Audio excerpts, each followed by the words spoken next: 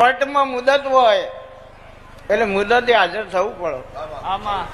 દેવમાં મુદત હોય એટલે હાજર થવું પડે. મેં ભગવાનને એવું પૂછ્યું કે ભગવાન, અમે માતાઓ છીએ,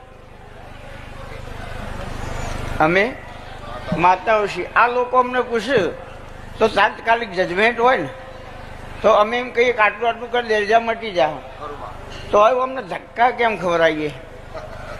જ્યાં મહિને આવજે, જ્યાં 4 મહિને આવજે. તો કોર્ટમાં કેમ આવું હોય? પ્રૂફ બધા રેડી હોય તો સજા દેવાની હોય ને.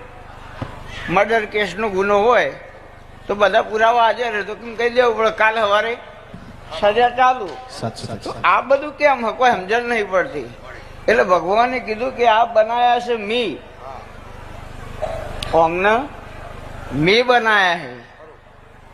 એટલે અરે જો સુધી થાક ના ને તો સુધી કબૂલ કરી ગરાગ જ નહીં. અને જો સુધી ધક્કા ખાઈને થાક ના ને તો સુધી એમ ના કે હવે તું કે કરવું હોય એટલે ધક્કા ખવડાવવાનું કારણ આ રહીએ.